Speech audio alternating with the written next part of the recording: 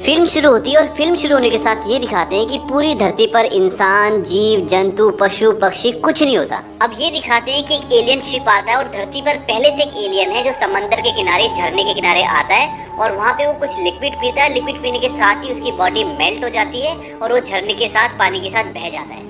और पानी के साथ बहने के बाद ये दिखाते हैं कि उसके डीएनए से धरती पर जीवन शुरू हुआ। इस सीन के बाद ये दिखाते हैं कि अब 35,000 साल बीत चुके हैं और 35,000 साल बीतने के बाद इंसान बहुत ज्यादा विकसित हो गया है और कुछ साइंटिस्ट गुफाओं में कुछ ढूंढ रहे हैं। तभी उन्हें एक चित्र दिखता है। उस चित्र में एक आदमी तारों की तरफ इशारा कर रहा होता है और ये चित्र देखने के बाद वो सब बहुत ज्यादा एक्साइटेड हो जाते हैं। और एक्साइटेड क्यों होते हैं? क्योंकि उन्हें ऐसे चित्र और भी अलग अलग देशों में मिले थे जिनका आपस में कोई संबंध नहीं था उस जमाने में, यानी कि 25, 30, 35,000 साल पहले। उस जमाने में ना कोई हवाई जहाज थे ना कुछ थे, लेकिन हर जगह इतनी दूरी होने के बाद भी एक ही जैसे चित्र क्यों मिले?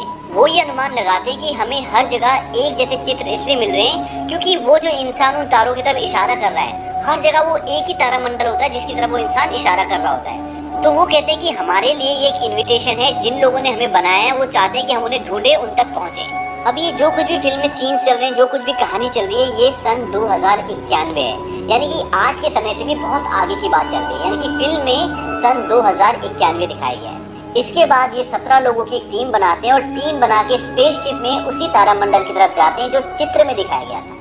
अब वो 17 के 17 लोग उस स्पेसशिप में स्लीपिंग चैम्बर्स के अंदर होते हैं और वो उस स्लीपिंग चैम्बर्स के अंदर 28 महीने तक रहते हैं। लेकिन यहाँ पर एक इंसान जिंदा होता है। दरअसल ये इंसान नहीं होता, ये एक रोबोट होता है और इसका नाम होता है डेविड। अब 28 महीने की लंबी यात्रा के बाद वो उस ग्रह के पास पहुंच गए जहाँ उन्हें जाना था। इसके बाद वो सबको एक एक करके स्लीपिंग चैम्बर से उठाते हैं, सब उठ जाते हैं। अब वो धीरे धीरे अपना स्पेसशिप उस ग्रह के पास ले जाते हैं, लेकिन उन्हें जिंदगी के जीवन के वहाँ पे कोई लक्षण नहीं दिखते। लेकिन जब वो अपना स्पेसशिप दो बड़ी बड़ी चट्टानों के बीच में से ले जाते हैं तो उन्हें कंस्ट्रक्शन, एक स्ट्रक्चर दिखता है। उनमें से एक साइंटिस्ट बोलता है कि कुदरत कभी भी सीधी लाइन में कुछ नहीं बनाती, क्योंकि एक सीधी लाइन में स्ट्रक्चर होता है। कहते हैं कि तुम वहाँ स्पेसशिप उतारो, वहाँ जरूर कुछ ना कुछ हमें मिलेगा। और वो धीरे धीरे अपना स्पेसशिप उस स्ट्रक्चर के पास उतारते हैं और जब उनका स्पेसशिप वहाँ पे लैंड करता है तो सब शॉक्ड भी होते हैं और बहुत खुश भी होते हैं, क्योंकि वो कोई कुदरती स्ट्रक्चर नहीं होता। इसके बाद उनमें से एक बोलता है कि हमें अभी वहाँ जाना चाहिए। तभी स्पेसशिप का पायलट बोलता है कि रात होने में सिर्फ 6 घंटे बाकी है, तो हम कल सुबह चलते हैं। लेकिन उनमें से एक साइंटिस्ट बोलता है कि नहीं, मुझे अभी जाना है, मैं देखना चाहता हूँ कि वहाँ पर है क्या। इसके बाद सब अपना स्पेस सूट पहनते हैं और उस जगह जाने के लिए तैयार होते हैं। हालांकि यहाँ का जो वातावरण है, यहाँ का जो वायुमंडल है, वो ठीक पृथ्वी के जैसा है, लेकिन इस वातावरण में CO2 यानी कि कार्बन डाइऑक्साइड 3% ज्यादा है, इसलिए वो सांस लेते मर जाएंगे। और सांस लेने के लिए सब हेलमेट का इस्तेमाल करते हैं, सब हेलमेट पहनते हैं। जब सब हेलमेट पहन रहे होते हैं तो डेविड, जो कि एक रोबोट है, वो भी हेलमेट पहनने लग जाता है। तो चार्ली उसे बोलता है कि तुम हेलमेट क्यों पहन रहे हो, तुम तो एक रोबोट हो। तो डेविड उसे बोलता है कि मैं इसलिए हेलमेट पहन रहा हूँ ताकि मैं इंसानों जैसा लगूं। चार्ली डेविड से हमेशा एक तंजिया लहजे में बात करता है और डेविड एक ऐसा रोबोट है जिसको आप पूरी मूवी में पहचान ही नहीं पाओगे कि ये एक रोबोट है, लेकिन वो एक रोबोट ही होता है। अब वो सब उस स्ट्रक्चर के अंदर जाते हैं और अंदर जाने के बाद वो अपने स्कैनर्स छोड़ते हैं ताकि वो उस पूरी गुफा का जो पूरा एरिया है उसका एक स्कैन करके उसका एक मैप बना लें। और वो जो स्कैनर होते हैं, वो जो उनके स्पेसशिप में एक आदमी होता है, उसको पूरा स्कैन करके वहाँ पर दिखा रहा होता है। अब वो एक ऐसी जगह पर पहुँचते हैं जहाँ पर ऊपर से पानी की बूंदें गिर रही होती हैं। उनमें से एक लेडी बोलती है कि सूरज की गर्मी से मॉइस्चर, नमी बनकर ये पानी यहाँ पे गिर रहा है। तभी चार्ली अपने मॉनिटर में देखकर बोलता है कि यहाँ का जो वातावरण है वो पूरी तरह से सुरक्षित है, पूरी तरह से पृथ्वी की तरह है और यहाँ पर हम सांस ले सकते हैं। अब चार्ली अपना हेलमेट उतारना शुरू करता है। चार्ली की गर्लफ्रेंड मिस शॉ उसे मना करती कि हेलमेट मत उतारो, लेकिन वो अपना हेलमेट उतार देता है और उतारने के बाद उसे कुछ भी नहीं होता, क्योंकि वहाँ का वातावरण पूरी तरह से सुरक्षित होता है। इसके बाद एक एक करके सब के सब अपना हेलमेट उतार देते हैं। अब इसके बाद जब सब आगे जाते हैं तो डेविड, जो कि एक रोबोट है, उसको दीवार में कुछ निशान दिखते हैं और उन निशानों में ग्लू जैसा एक चिपचिपा पदार्थ होता है। अब डेविड उन निशानों के हिसाब से उनमें उंगली से लाइनें खींचता है। तभी होता क्या, वहाँ पर बड़ी बड़ी आकृतियों की शेडोज आती हैं और उनसे होते हुए आगे निकल जाती हैं। ये देख के सब सख्ते में आ जाते हैं, सब डर जाते हैं और वो उन आकृतियों का पीछा करते हैं। तभी क्या होता है कि सारी आकृतियां तो निकल जाती है, एक आकृति भागते भागते गिर जाती है और इससे पहले कि वो उठ के दरवाजे के उस पार जाए, ऊपर से एक दरवाजा आता है, उसके बीच में वो फंस जाता है। इसके बाद अंधेरा हो जाता है। उसके बाद वो टॉर्च चला के देखते तो सच में वहाँ पर एक लाश पड़ी होती है, जो कि बहुत बड़ी होती है। अब आप ये समझ लें कि ये आकृतियाँ थी क्या, जैसे हमारी इस दुनिया में CCTV कैमरे होते हैं, वैसे ही उन लोगों की दुनिया में ये एक टेक्नोलॉजी होती है जिससे कि वो चीजों को रिकॉर्ड कर लेते हैं। और ये वो इंसिडेंट होता है जो आज से हजारों साल पहले घटा था, बस इनको उसका एक चित्र, एक पिक्चर दिखाई देती है। अब उस लाश का धड़ तो उनकी तरफ होता है, लेकिन उसका सर दरवाजे के उस तरफ होता है। लेकिन दरवाजा खोले कैसे? तभी डेविड दीवार पे उंगलियों से कुछ लकीरें खींचता है जो कि एक कोड होता है दरवाजा खोलने का, और दरवाजा खुल जाता है और दरवाजे के उस तरफ सच में उसका सर होता है। अब वो आगे जाकर देखते हैं तो वहाँ पर एक बहुत बड़ी पेंटिंग होती है और वहाँ पे घड़े टाइप के कुछ रखे होते हैं। अब उनके वहाँ पर जाने से वहाँ के वातावरण में कुछ बदलाव आ जाते हैं और वो पेंटिंग जो ऊपर बहुत बड़ी होती है वो गलना शुरू हो जाती है।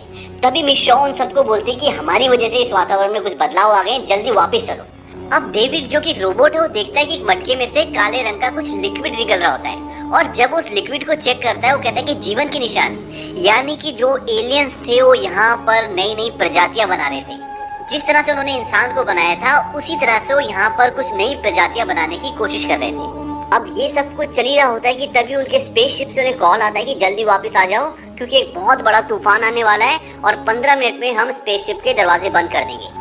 और डॉक्टर शॉ जल्दी से उस एलियन के सिर को एक बैग में रखती है और वापस जाने की तैयारी करते हैं। और डेविड जो कि वहाँ पर उन घड़ों में जो लिक्विड आ रहा था उससे निकलता हुआ देख रहा था, वो क्या करता है कि एक मटके को, एक जो घड़ा टाइप का होता है उसको अपने साथ ले जाता है और किसी को नहीं बताता।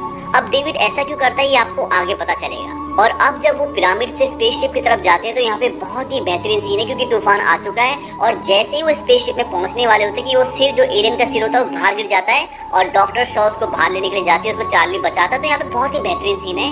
अब बड़ी मुश्किल से ये सब स्पेसशिप में पहुंच जाते हैं, लेकिन अभी भी उनके दो लोग, उनके दो साथी वहीं पिरामिड में फंसे हुए हैं, क्योंकि जब ये सब वापस आ रहे थे तो वो उनके साथ नहीं थे, उनसे अलग हो गए थे। तो उन लोगों को वो वायरलेस पे बताते हैं कि आप आज रात को वहीं रहना, क्योंकि तूफान आ चुका है और सुबह हम तुम्हें वापस लेने के लिए आएंगे। अब डेविड जो वहाँ से मटका टाइप का लेके आया उसे खोलता है और उसके अंदर 3 ट्यूब्स होती हैं। उन ट्यूब्स को निकालता है तो उसमें देखता है कि डीएनए होता है। डेविड चार्ली को बिल्कुल पसंद नहीं करता, जो डॉक्टर शॉ का बॉयफ्रेंड है, तो क्या करता है उसके ड्रिंक में वो डीएनए मिला देता है और उसको पिला देता है। इसके कुछ कारण ये भी है कि डेविड चार्ली से पूछता है कि तुम अपने सवालों के जवाब जानने के लिए किस हद तक जा सकते हो, तो चार्ली बोलता है कि किसी भी हद तक। इसका एक कारण ये भी जाना जाता है कि डेविड ये जानना चाहता था कि इस वायरस का ह्यूमन बीइंग पर, उसकी बॉडी पर क्या असर होगा। तो इन सब रीजंस की वजह से डेविड चार्ली को वो ड्रिंक पिलाता है। वहीं दूसरी ओर डॉक्टर शॉ जो उस एलियन का सिर लेके आई है, अब उस पर रिसर्च करना शुरू करते हैं। उस पर वो इंजेक्शन लगाते हैं, उसके सेल्स को करंट देते हैं तो उस सिर में जान आ जाती है, लेकिन उसको कंट्रोल नहीं कर पाते और करंट बढ़ता रहता है और वो सिर फट जाता है। उसके बाद उसका डीएनए चेक करते हैं उस एलियन का, तो हैरान हो जाते हैं क्योंकि उसका डीएनए और ह्यूमन का डीएनए बिल्कुल एक जैसा होता है। तो डॉक्टर शॉ बोलते हैं कि हम इनमें से एक हैं, यानी कि इन्हीं के हम वंशज हैं। अब उसी रात को चार्ली और डॉक्टर शॉ के बीच में संभोग होता है और सुबह सवेरे कॉल आती है कि हम जल्दी से वापस पिरामिड में जा रहे हैं, क्योंकि हमें अपने साथियों को लेके आना है। उनकी वहाँ से कोई खबर नहीं आ रही। अब रात को क्या होता है कि जो 2 लोग पिरामिड में रह गए थे उन लोगों को वहाँ पर एक सांप सा दिखता है। और ये सांप कहाँ से आता है? ये जो लिक्विड वहाँ से रिस रहा था, जो लिक्विड वहाँ से निकल रहा था, उसी में से एक जीव का जन्म हो जाता है। और वो सोचते हैं कि नॉर्मल सांप है, वो बहुत खतरनाक होता है और वो उन दोनों को मार देता है। जब सुबह वो सारी की सारी टीम वहाँ पे पहुँचती है तो उन्हें उनकी लाशें मिलती हैं। उन्होंने एक दिन पहले जो स्कैनर उस गुफा में, उस पिरामिड में छोड़े थे, वो एक जगह जाके रुक जाते हैं क्योंकि वहाँ पे दरवाजे होते हैं। अब डेविड अकेला उस तरफ जाता है और वो देखता है कि वहाँ पे दरवाजा है। वो उस दरवाजे को खोलता है तो देखता है कि वो बहुत ही अलग टाइप का एक चैम्बर होता है, कमरा होता है, जहाँ पे कुछ स्लीपिंग चैम्बर्स भी होते हैं और वहाँ पे एक चेयर होती है। अब डेविड देखता है कि वहाँ पर कुछ बटन्स हैं और जब उन बटन्स को दबाता है तो देखता है कि फिर दोबारा से एक पिक्चर चालू हो गई है। जैसे एक दिन पहले एक्सरे टाइप की पिक्चर शुरू हुई थी, वैसे ही वो वीडियो रिकॉर्डिंग टाइप। और वो उसमें देखता है कि कुछ एलियंस आते हैं, एक एलियन चेयर पे बैठता है, वो कुछ बटन्स दबाता है और उसके बाद पूरे ब्रह्मांड का जो नक्शा होता है वो ऊपर विजिबल हो जाता है। ये सीन इस पिक्चर का one of the best scene है। उसके बाद जब वो पूरा ब्रह्मांड का नक्शा आ जाता है तो वो देखता है कि वो एलियंस इस ग्रह से पृथ्वी पर जा रहे थे और उसके बाद एक एलियन दूसरे एलियन से कुछ बात भी करता है। ये सब होने के बाद लाइट्स बंद हो जाती हैं और वो एक स्लीपिंग चैम्बर के पास जाता है और वहाँ देखता है कि उस चैम्बर के अंदर एक एलियन अभी भी है जो सोया हुआ है और जिंदा है। अब जब सब पिरामिड के अंदर होते हैं तो अचानक से चार्ली की तबीयत खराब होना शुरू हो जाती है। और ऐसा क्यों होता है? क्योंकि एक रात पहले डेविड ने उसके ड्रिंक पे जो डीएनए मिलाया था उसके रिएक्शन, उसके असर अब होना शुरू हो गए हैं। डॉक्टर शॉ जब चार्ली की आंखें देखती तो सबको बोलती कि जल्दी वापस चलो, क्योंकि चार्ली की तबीयत बहुत ज्यादा खराब होना शुरू हो गई है। वो वायरलेस से अपने स्पेसशिप में जो लोग होते हैं उनको कॉल करते हैं, उनको बोलती है कि पीछे का दरवाजा खोल दो, हम लोग आ रहे हैं। अब जो इसकी हेड होती है, स्पेसशिप की हेड होती है, वो बोलती है कि मैं किसी भी वायरस से इन्फेक्टेड आदमी को अपने स्पेसशिप में नहीं आने दूंगी, क्योंकि सबकी जान को खतरा है। अब वो दरवाजा नहीं खोलती, सब बाहर पहुंच गए। तभी वो एक आग की मशीन लेकर आती है और बाहर आ जाती है और कहती है कि सब हट जाओ, मैं इसे मार दूंगी। डॉक्टर शॉ और सब उसको मना करते हैं, लेकिन चार्ली खुद ही बोलता है कि मुझे मार दो, क्योंकि वो जानता था कि अब उसकी जान बचना मुश्किल है और सबके लिए खतरा बन चुका है। और स्पेसशिप की कैप्टन उसे जला देती है और इस सदमे से डॉक्टर शॉ बेहोश हो जाती है। और जब उसको होश आता है तो डेविड उसका कुछ चेकअप कर रहा होता है और चेकअप करने के बाद डेविड उन्हें बताता है कि आप प्रेग्नेंट हो, आप माँ बनने वाली हो। इस बात से डॉक्टर शॉ एकदम शॉक्ड हो जाती है, क्योंकि उन्हें कुछ मेडिकल प्रॉब्लम थी और इस वजह से वो कभी भी माँ नहीं बन सकती थी। वो उन्हें बताता है कि आपके पेट में 3 महीने का बच्चा है, कोई आम बच्चा नहीं, बहुत ही अलग बच्चा है। डॉक्टर शॉ बोलती है कि मैं उसे देखना चाहती हूँ, लेकिन डेविड उन्हें मना कर देता है। अब डॉक्टर शॉ बोलते हैं कि मैं इसे अपने पेट से निकालना चाहती हूँ, लेकिन डेविड बोलता है कि ये यहाँ पर संभव नहीं है, हम आपको स्लीपिंग चैम्बर में वापस डाल देंगे और धरती पे जाने के बाद आपका इलाज करेंगे। तभी डॉक्टर शॉ को पेन शुरू हो जाता है। डेविड उन्हें एक इंजेक्शन देता है और उससे वो बेहोश हो जाती है। अब इनके पेट में गर्भ 3 महीने का हो ही सकता है, क्योंकि 3 महीने पहले तो स्लीपिंग चैम्बर में थे और चार्ली के साथ संभोग उन्होंने एक दिन पहले किया था। तो ये असाधारण गर्भ उनके पेट में इसलिए आता है कि जो डेविड ने चार्ली के ड्रिंक में डीएनए मिलाया था, ये उसी का परिणाम होता है। अब डॉक्टर शॉ जब होश में आती है तो देखती है कि 2 लोग उन्हें स्लीपिंग चैम्बर में डालने की कोशिश कर रहे होते हैं, उसकी तैयारी कर रहे होते हैं। तभी उनसे लड़ झगड़ कर उनको मार के एक कमरे में भागती है और उस कमरे में एक बहुत ही एडवांस मशीन होती है जो हर तरह के ऑपरेशन करने में सक्षम थी। वो उस मशीन को कमांड देती है कि मुझे सिजेरियन करना है और वो मशीन के अंदर लेट जाती है। यहाँ पर जो पूरा सीन है, जो पूरा फ्रेम, पूरा सीन बनाया गया, ये बहुत ही बेहतरीन है। उसके बाद वो अंदर लेट जाती है और उसका सिजेरियन ऑपरेशन होता है। उन्हें बहुत पेन होता है और उनके पेट से कीड़ा निकलता है और बड़ी मुश्किल से वहाँ से भागकर अपनी जान बचाकर निकलती है और दरवाजे को बंद कर देती है। वहाँ से डॉक्टर शॉ एक दूसरे चैम्बर में जाती है। वहाँ देखती है उनकी पूरी टीम खड़ी होती है और वहाँ पर एक बूढ़ा आदमी भी होता है और ये बूढ़ा आदमी अभी अभी नींद से जगा है, यानी कि अभी अभी स्लीपिंग चैम्बर से उठा है। अब इस बूढ़े आदमी के बारे में भी समझ ले कि ये कौन है। ये वो आदमी है जिन्होंने इस पूरे प्रोजेक्ट पर पैसा लगाया, इस पूरे प्रोजेक्ट को अंजाम दिया है। और इस शिप में जो लेडी होती है, जो इसकी कैप्टन होती है, ये उसके पिता भी हैं। अब इन्होंने ऐसा क्यों किया, इस पूरे प्रोजेक्ट पर पैसा क्यों लगाया? क्योंकि इनकी उम्र 100 साल है और पृथ्वी पर डॉक्टर शॉ और डॉक्टर चार्ली इन्हें ये यकीन दिलाते हैं कि अगर जिन्होंने हमें बनाया है, हमने उन्हें ढूंढ लिया, तो वो हमें बचा भी सकते हैं, हमारी उम्र बढ़ा भी सकते हैं, हमें जवान भी कर सकते हैं। और एक यही कारण होता है कि ये इनके साथ यहाँ तक आते हैं और इस सारे प्रोजेक्ट पर पैसा लगाते हैं। डॉक्टर शॉ ने बताते हैं कि वो सब मर चुके हैं, अब ऐसा नहीं हो सकता। तभी डेविड बोलता है कि वो सब नहीं मरे, एक अभी भी जिंदा है, वो स्लीपिंग चैम्बर में है और अब हम उसी से मिलने जा रहे हैं। अब सब वहाँ जाने की तैयारी करते हैं। तभी डॉक्टर शॉ के पास एक आदमी आता है जो इस स्पेसशिप का पायलट है। वो बोलता है ये एलियंस का घर नहीं है, ये वो जगह है जहाँ पर वो विनाश के हथियार बनाते थे। हो सकता है वो एक मिलिट्री हो और उन्होंने यहाँ ये सब रिसर्च इसलिए किया क्योंकि वो इतने बेवकूफ नहीं थे कि विनाश के हथियार अपने ग्रह पर बना दे। वो बोलता है कि उन सब घरों में एलियंस जीव भरे हुए हैं, उन्होंने उन जीवों को यहाँ बनाया, वो बाहर निकल आए और उन्हीं की मौत का, उन्हीं के खात्मे का कारण बन गए और अब हमें घर जाना चाहिए। डॉक्टर शॉ बोलते हैं कि उनमें से अब भी एक जिंदा है। इसके बाद डॉक्टर शॉ और उनकी पूरी टीम दोबारा से पिरामिड में चली जाती है। वहीं दूसरी तरफ पिरामिड का स्कैन पूरा हो चुका है, जो पायलट और उनके सहयोगी अपने शिप में कर रहे होते हैं। और जब वो उसे ध्यान से देखते हैं तो वो सब हैरान हो जाते हैं, क्योंकि वो एक अंतरिक्ष यान होता है। दूसरी तरफ अब पूरी टीम उस कक्ष में पहुंच चुकी है जहां वो एलियन सोया हुआ है। डेविड बताता है कि ये लोग यहाँ से कहीं जाने की तैयारी कर रहे थे, पर तभी शायद कुछ गड़बड़ हो गई। डॉक्टर शॉ बोलती है कि कहाँ जाने की तैयारी कर रहे थे? डेविड बोलता है कि पृथ्वी पर। वो बोलती है क्यों?